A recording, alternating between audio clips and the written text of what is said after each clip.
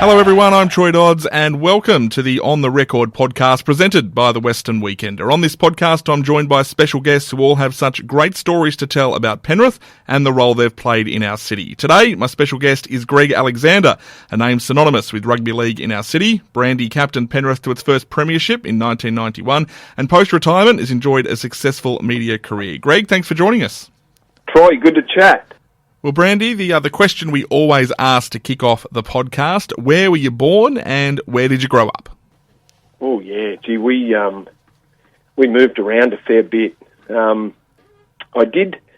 came to Penrith originally from Westmead. So I was born in Sydney, but actually started school in Westmead. Both parents grew up in Westmead, so both sets of grandparents lived in Westmead, only a few k's from each other. And I started school in Westmead, and then we moved out to Penrith for me to start first class out there. And originally we moved on to 5 acres at Cranebrook and stayed there for some time until I was about 10. And that was a good period of my life because we moved next door to my mum's sister, Eulalie, and she had 6 boys and we had 5 kids, and we both had 5 acre property. So that period between first moving to Penrith on the 5 acres and then shifting into town into Penrith was a great period. 6 boys, 5 of us. It was fantastic and enjoyed that part of my life. Looking back on it now, and then we moved right into town. We actually lived in Woodruff Street, on the corner of Woodruff and Tyndale. So we were right in town, right in Penrith, and then we moved a number of times. I think I lived in about 8 different houses over the years, from Redden Avenue to Emu Plains. Spent a couple of years in Emu Plains, and then we moved out to Cranebrook. That was a new area out to Cranebrook, so we moved out there. And then when I started, I was actually playing first grade when we were living out at Cranebrook. And then we moved into South Penrith to Neville, just off York Road there. And I bought a house for the whole family to move into, and that's where we lived for a long time as teenagers and into my playing career. And then I moved out to Glenmore Park when it was just dirt. I reckon I was one of the first houses out at Glenmore Park back in '91 and. So lived just about everywhere in Penrith. We've spoken to a few people on this series about that sort of 80s, 90s period. That was a period where Penrith kind of really grew up, didn't it? From being that kind of country town to it was emerging to become a much bigger city. Yeah, look, I can't remember the early days, the 70s. I've got sort of brief recollection of what it's like and not a good memory of exactly what Penrith was like, but yes, it did. I saw it go through those stages, obviously from being exactly what it was to the freeways changing things. I remember we used to originally we'd be driving down the Great Western Highway to go and visit our nans and pop who still lived in Westmead. They all stayed in Westmead, so we'd jump in the car and head down the Great Western Highway, and then the freeway, as it was called back then, opened up, and that used to get you to Blacktown, and then things changed. Yeah, it's Penrith, as if you had a pictorial sort of history of Penrith over that period between the 70s and the 90s, the extraordinary change that it's gone through, and then I've noticed change again, sort of lately because I moved out of Penrith. And then, for some periods, didn't go around to different areas of Penrith to see how they have changed. And, the area, the area along the Northern Road, between the Northern Road and Campbelltown, the extraordinary change sort of recently that's had. But it's a growing city, that's for sure. Absolutely. When does rugby league first come into your life? Is it when you start playing junior footy or as a fan? Like, when does rugby league, your earliest rugby league memory as a kid? My earliest rugby league memory is starting school at St Nicholas in High Street there, and starting to play footy in the playground. That's probably my earliest memory of it. And then playing for St Nicholas, and I remember I had a couple of years in the under sevens. I don't think we had sixes back in those days. And I think, in Penrith now they've got under fives. So, but I remember playing a couple of years in the under sevens and playing with the boys that were older than me, and they were a year above me, and still chat to some of those boys that played for St Nicholas back in those days. And that school team, of course, St Nicholas was a club as well, as well as a school. We played weekend footy for St Nicholas, which is amazing when you think about it. And there would have been so many instances of that. But that's sort of my first recollection of footy, and my dad giving me a footy when I was about 4. I remember him giving me this leather footy, and I just thought it was the best thing ever. And I guess early days too. I think my first memory of big footy, big time footy, was the Dragons, because the Dragons were such a big team. In the late 60s. I certainly remember things about the Dragons back in those early days. Do you remember your first visit to Penrith Park? Oh, yeah. I don't remember my first visit. And it took me until... I don't think I went to Penrith Park until I was about 12. And I remember just going with mates, and we'd man the... We'd go and sit right on the tunnel there, where it used to be a concourse, and there was all the steel fencing around that concourse area. We used to sit on top of the fencing, the steel bars there, and be close to the players as they'd run out the tunnel. But I don't exactly remember my first visit to Penrith Park, as it was called back then. No. Now you're still a teenager when you make your first grade debut in 1984, and you win Rookie of the Year, and then you win the Dally M medal the next year. This was pretty easy in the mid 80s. It was a pretty amazing start. Was it? How did it feel? Was it surreal? Did you did you feel that geez, this is easy, or what was the feeling around that pretty incredible start where you were getting a lot of attention too?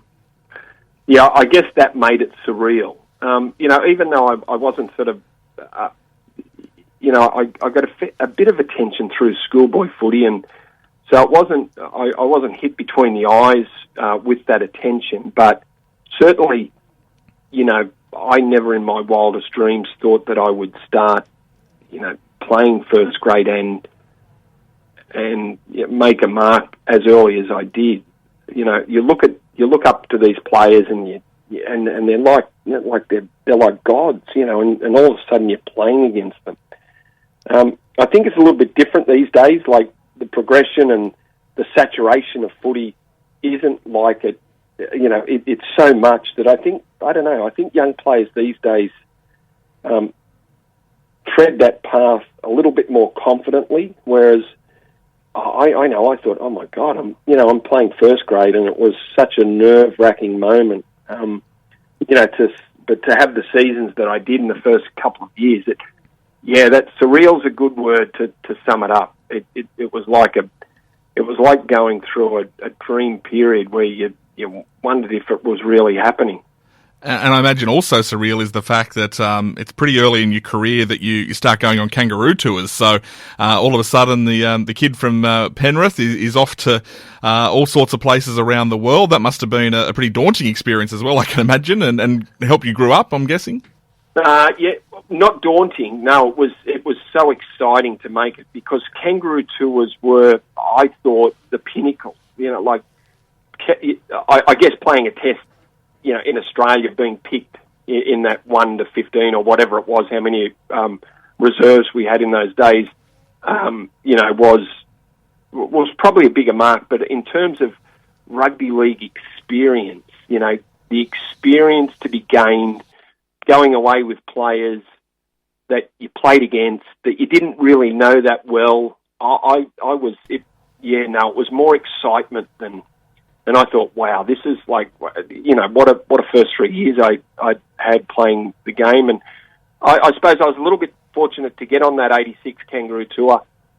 I wasn't picked originally, and then Eric Groth was ruled out, and I jumped on the plane with the boys only after Tim Sheens phoned me, because, you know, remember '86, there was no mobile phones in those days, and I was getting ready to fly to Hawaii with the rest of the Penrith team for our trip away. So I had a bag packed ready for summer, and Tim Sheens rang and fortunately got me at my house. Like, I don't know how he timed it so well, but and that was the thing of the day. God, if you miss someone, you mightn't be able to get back to them. But I was actually home, and I answered the phone. It was Tim, and Tim said, "Mate, you better change the gear that you've packed. You need your winter gear because you're off to England." And that was a very exciting moment. And of course, as the 80s progressed, Penrith become a force in the competition, particularly in '89, and then in 1990, of course, Penrith make the grand final. Now, we've all heard a million stories about the 1990 grand final and about how the preparation probably wasn't as it should have been, that the party was pretty much had in Penrith before a ball was kicked. Is that how you remember it as well, that in retrospect, there was just too much excitement about getting there to worry about winning it? Yeah, I think so. Look, Troy, and it was the same in 1985 when we first made the finals, when we had to play Manly in a Wednesday night playoff for fifth spot, and we won that. And I remember running off the field, and people were handing us bottles of champagne, and it was a Wednesday night before we had to play Para in a semi-final on the Saturday. So I think there was almost a feeling of the same ilk where, okay, we've made the finals, we've done it. And I think that was sort of the feeling in 1990, and, you know, it shouldn't have been, but in hindsight, maybe it was. Wow, we've finally made a grand final, because the year before, in '89, we went loss. We went out backwards, and after having a very good regular season year, where we finished up the top, I think South finished first. We might have finished second in '89, but we bowed out with consecutive losses to the Tigers and the Raiders. And yeah, maybe that was a little bit of the case. We had a grand final parade before the grand final, so, you know, we probably didn't handle things as we should, but fortunately we got a chance to have another go at it. Yeah, and a much more professional Penrith comes back the next year, of course, in an all new jersey as well, in the black jersey that we now know the Panthers as. I know that there's been a lot of stories about the '91 grand final. What I'm interested in is, these days we would look at a player, look at a Jonathan Thurston. If he hadn't won the grand final in 2015, there might be an asterisk next to his legacy. Was that the feeling back then, when rugby league still isn't as, you know, the full time professional sport that it is, that you felt 6 years into your career at that point, you need to win this premiership, that's going to cement a bit of a legacy? Or is it just not something you thought about as much then as we do now, with the, as you mentioned earlier, the oversaturation of commentary and colour in the game? Yeah, no, there was absolutely no thought of individual, you know, accomplishment about winning the grand final. I was just thinking of the team situation, you know, and the fact that we had lost one.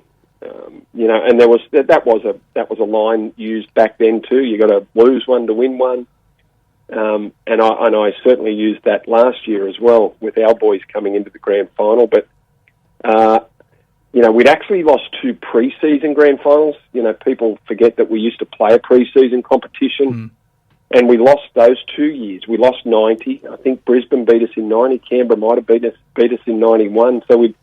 You know, in the space of 18 months, we'd lost 3 grand finals. So I think it was all of us realising that, you know, we probably wasted a chance in 1990, and these chances don't come along that often. As you said, I'd been playing for, 7 or 8 years by the time we hit 91. And it was, we need to win this because we mightn't get another chance. And it was all about the team and the club, not, I didn't have one thought of what my personal record would have looked like if I didn't win a grand final. I was just thinking about, now's the time. We've lost one. This is serious. We need to be at our best, and we need to win because we mightn't get another throw. Whenever I look back and watch that 1991 grand final, particularly watch it in full, I almost think, geez, I don't know if we're going to win this, because Canberra were very much on top, and there's periods in that game where you think, well, this isn't going away. Do you remember it all? I mean, I know it goes quick, but in the game thinking, gee, we're in some trouble here? Yes. I even though we scored the first try, there's no doubt that they were on top at half-time. And apart from a couple of, defensively desperate situations, they could have been more than 12-6 in front quite easily, Troy. So at half-time, there was a concern, and we didn't walk into the sheds at half-time with our heads up and, thinking, this is our game. It took Royce and Gus. Royce got up and made a very impassioned speech about what we needed to do, and Gus had his say, and we went out, and I thought the second half we barely let them into our half. So I thought we were very dominant in the second half, but still it took time to crack them. Defensively though, they came up with some incredible plays to stop us scoring tries because we had all the field position, and we just kept piling the pressure on. And in the end, it took its toll on the Canberra defence. But boy, it took some time. And you're right. There would have been moments in that game where I'm sure it flashed through plenty of our minds that, hopefully we can get it done. But it's going to take patience and continually battering their lines to get us in front. And of course, you win the grand final 1912. Is it the biggest and longest party you've ever attended? Yeah, it is. Yeah. No, it was. Often I've spoken about this. It was more relief than now it's time to party. It was just a weight off our shoulders. That's because of the build-up and because of what we're facing, because of our previous record, because we'd never done it before, and sometimes those things get into your subconscious, that the fact that you haven't done it before, and sometimes you question, are we good enough to do it? Or do we deserve to do it? Do we deserve to be the premiers? And not that they stay in your mind for that long, but they might sort of just be in the back of your subconscious. So when you do it, when I kicked the goal, when we were 7 in front with 3 to go, I knew we'd won it, and it was relief. It really was. But it was a good time for the club. Now, obviously, tragedy hits in 1992 in June when you lose your brother Ben in a car accident, and I know that you've talked a lot about it over the years, and a lot of people have said a lot about it over the years. The one thing I'm interested in is how you and your family dealt with the grief, given that his passing hit the community hard as well. It's probably, I would say, the most attended funeral service that Penrith's probably ever seen. So you had to share your grief with the city. Was that a difficult part of that period? Yeah, I guess it was. Yeah, I think that made it difficult. But then it also was heartening, to know, because when you lose someone close to you, what you want their name to stay important. And I think not just in your family's life, but because you're leading a public life, the support from, the community of Penrith made it a little bit easier too. So there was both sides to it, Troy. It was, it made it difficult, but it also was heartening, the support and the outpouring of love for Ben. That made it different. That's all. It made it different, and I won't say better, but it was certainly heartening. And when you look back on it, it's easy to see the positives of that. But it was a difficult time, that's for sure. I guess in that respect then about, wanting Ben's name to make sure it stays in our memories, you must be really happy that the club continues to call its Rookie of the Year award after Ben as well. Yes, and I present that award every year. So, and that's, it's always a highlight of mine, to present that award and to know that Ben's name lives on within the club, and with getting to play with Ben was certainly special. And, the fact that the club were able to do that, the family was so grateful for that happening. And, that's certainly the highlight of every presentation year. I get to present that award, and it does keep Ben's name known around the club. And I don't do it every year. I'll just do a little, I'll just tell a little story about Ben before I hand the award out, just so the young players that come into the club, know a little bit about Ben and know what the game, what the game and the club meant to him, and just what a good player he was. He was a very good footballer, and would have played, I think, into his 30s, and he would have been someone that we would have spoken about playing, a couple of hundred games for Penrith. So he started playing so young. That is nice that the award is the Ben Alexander Rookie of the Year.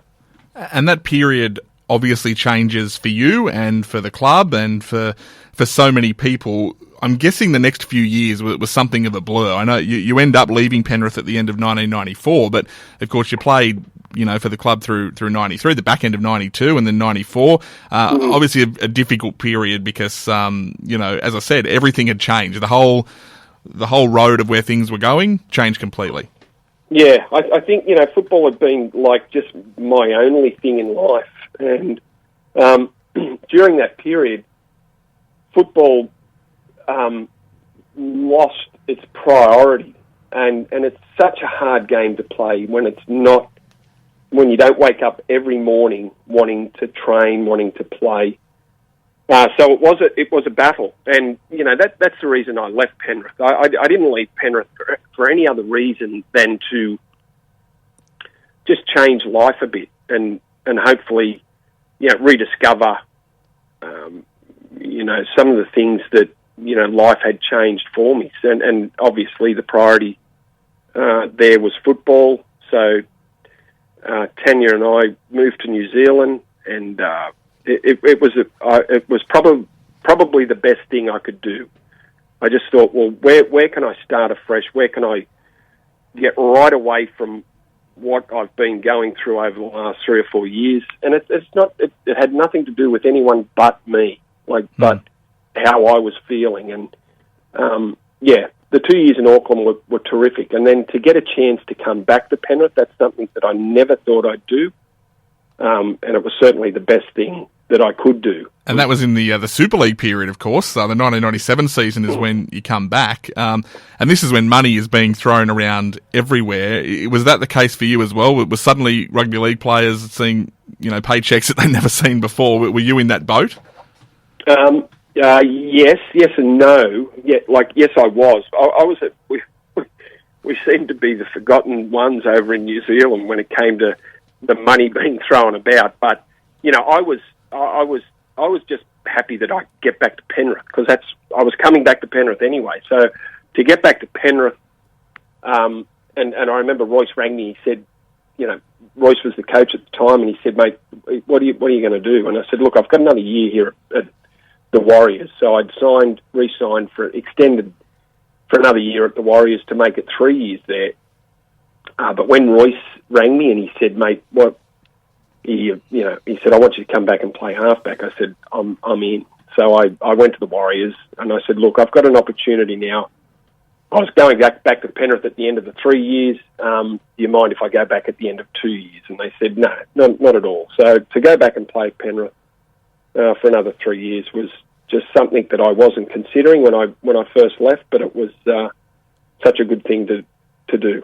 And your last game at Penrith is in 1999 against Canberra, I think. Ironically, Yep. given the 1991 result, I know that your actual last game was against the Sharks the week later, but really it was the game at home that was the farewell. And it was a big day. I think there was T-shirts printed. There was all sorts of stuff happening, and a fond farewell that must have bookended your time at Penrith for you really well.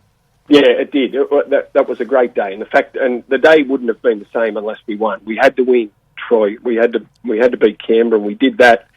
And I got to celebrate with the team, the current team, and do a lap around the oval, and was just blown away by the support of the fans that day, and family there. It was it was a special moment. You don't you have those special little moments that are sort of sprinkled throughout your career, and that was certainly one of them. That was a good day. But then I did line up against the Sharks the next week, and we got smashed. So it doesn't matter, but because that day, the home game at Penrith Park was really the final one. So it was a good way to finish. And so begins then a new chapter in rugby league for you, which of course is in the media now.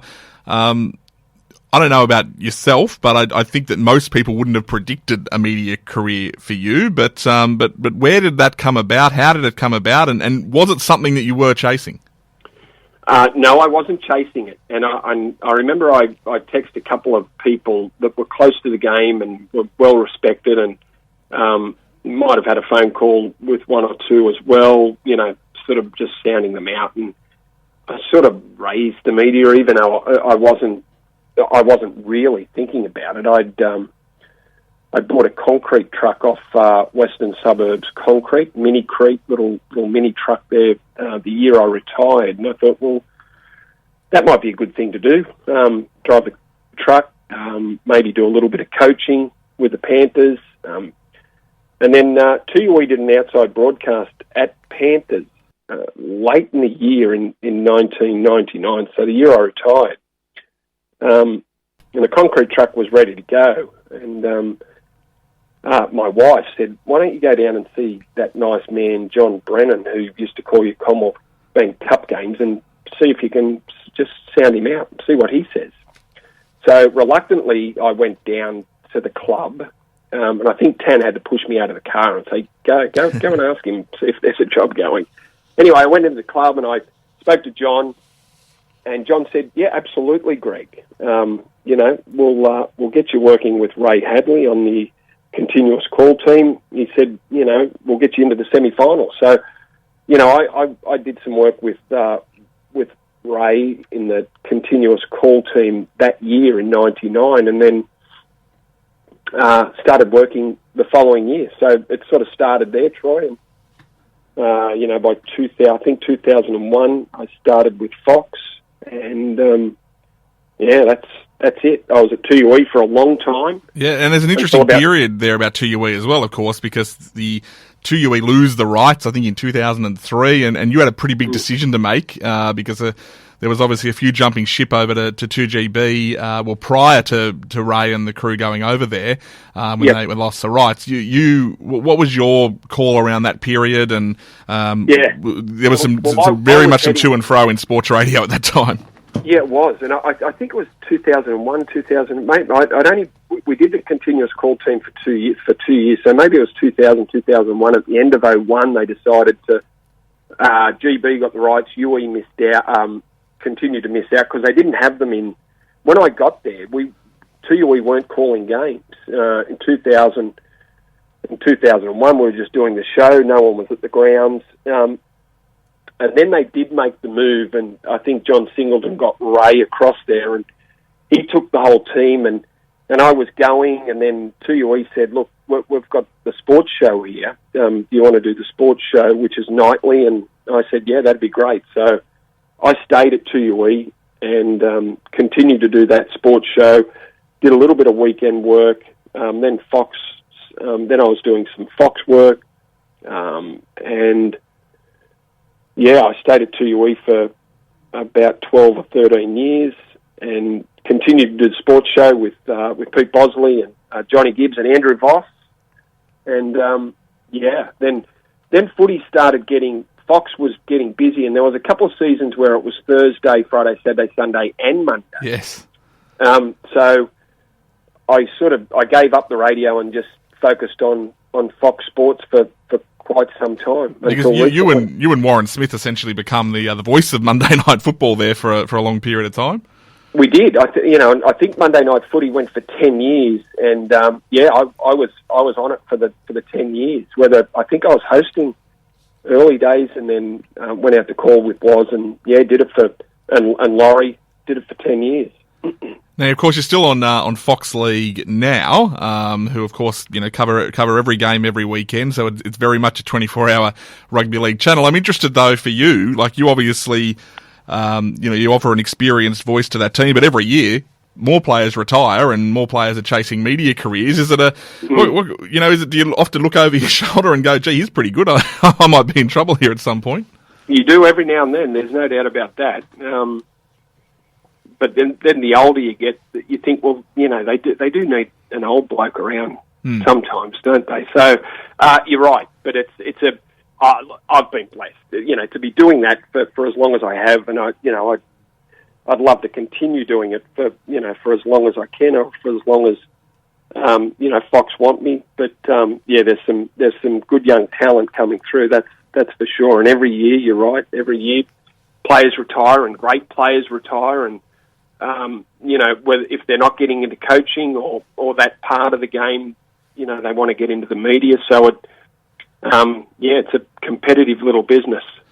Do you obviously at Fox, because they cover so many games, you often work with so many different lead commentators. Obviously, you've worked a lot with Warren Smith over the years. But is there a favourite commentator or a commentator you go, "Hey, I'm going to have a lot of fun today because this is the guy I'm paired with"? Troy, this is a loaded question. They're all very good. And you're right. I've done a lot of games with Warren. As you said, we were together, every Monday night, and then probably together for other games. But now that we do have 8 games, and we've had that for some time now, where we're covering every game, every round, that you get to work with all of them, and they're all very good to work. Bossy, Wazza, Warren's good, Dan Ganane's good. They're all very good callers. And I don't have a favourite. I think it's like other than the team you support. There's not a favourite there. They're all equal. And of course, one of those commentators you're working with even more now, and that is Andrew Voss. You've taken up breakfast radio. How's that going? It's a punish, but in terms of that alarm clock going off every day, but a new venture there for you, back into radio. Yeah, well, you know what it's like getting up early and doing radio, and it's good. It's exciting. I enjoy being back on radio. And you're right, Bossy and I will call. We'll probably, for the first round, we called 2 games together, so we can't get away from each other. So it's 3 hours every morning, and then doing games together on the weekend. But it's enjoyable. It's good fun radio. It's completely different to telly. The interaction with listeners and text messages and callers. What I have noticed about radio is it's got more brutal. There's no doubt, 10, 12 years ago, text messages were generally quite nice. Now it's just it's open slather. It's everyone's fair game. Someone says something that others aren't happy with. Well, boy, don't they let them know it? And of course, that's probably a result of the social media generation. I don't think I've spotted you on Twitter, so you keep away from that stuff.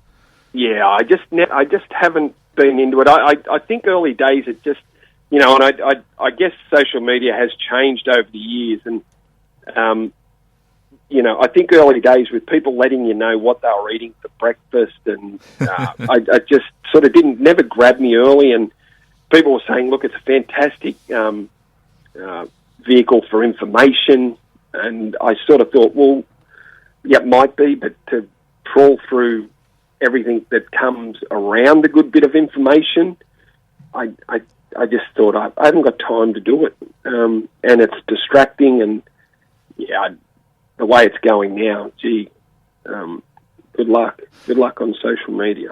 One thing that you have continued as well, despite the time constraints, is remaining a director at Panthers. Yep. What's the primary reason that you're keen to keep doing that? We just had a board election that you again went for another couple of years. Is it to remain connected to the club and the city? What's the main purpose? I just love being part of the club. I have forever. I've done so many things at the club and continue to do so many things at the club. It's not, I remember when I was first asked to run for the board, and I thought, wow, that's a good thing to do. And I'm certainly appreciated, the opportunity to run. I honestly couldn't imagine life without it, Troy. It's been part of my life since I was 10. I played for Penrith. We had representative teams back in those days as far down as 10-year-olds. So, I pulled a Penrith jersey on at 10. I'm 56 now, and there's only 2 years where I have not been part of the club, and they were the 2 years that I went to New Zealand. So whether it's a player, a board member, working with the players, the halves, the kicking, whether it's with sponsorship, marketing, now we've got a recruitment and retention team, which I'm part of. I host our events now. I host our big events. It's just something that I enjoy. It's just part of my life, and I could never imagine Penrith not being part of my life. And what about family? What are the younger Alexander boys up to in terms of rugby league? Well, they all played at different. My oldest boy Liam is 22 now, and he played until he was about 15, and now he's working with me at Fox. He's flying the drones for Fox. Oh, okay, wow. Yeah, and my 19-year-old boy Braith he's played Harold Matthews and SG ball for Penrith, and now he's in the Jersey Fleet team. So it's great to have Braithy, wearing the Penrith jumper. And then I've got two other boys, Bo and Ben. Bo's in year 9, Benny's in year 8, and they play league and rugby and touch footy and everything else. But yeah, they're all league 3 league players still running around, and Liam did play, but is still involved in the game because he's at the games flying the drone. So you never know, we might see another Alexander in first grade at Penrith one day. Absolutely. That would be great. That'd be something. Greg, final question, which is always the final question we ask. How would you like to be remembered in Penrith? Oh, gee, I guess if I'm talking about just someone that, loved the club, as a player, I think I'd like to be remembered as someone who made it worthwhile going to the footy, gave some enjoyment to plenty of people, and I guess outside footy, on the other side of it, my involvement, just someone that, always makes the decisions with the club, in the club's best interests. I'm not driven by personal agendas. I always think about what is best for Panthers when I sit down and make a decision. So I guess that's it, Troy. I'm not big on talking about myself, but that'd make me happy. Well, Greg, we appreciate you coming on and talking about yourself for the last 40 minutes or so, and thanks very much, and all the best for the future. Good on you, Troy. Appreciate it, mate. There he is, Greg Alexander. Hope you enjoyed our chat. A reminder that On The Record is released every Monday. Just search Western Weekender wherever you listen to podcasts and hit the subscribe button. We've had some great guests on the On The Record series this time around. Ian Taylor from 1FM, Kevin Crameri, the veteran Penrith City Councillor, Prue Carr, the Londonderry MP, Andrew Paik from Westcare, Wayne Wilmington from Vintage FM and 188. So make sure you go back and listen to those episodes. On The Record is produced by the Western Weekender and recorded at the studios of My 88. Check out westernweekender.com.au and we'll see you next time.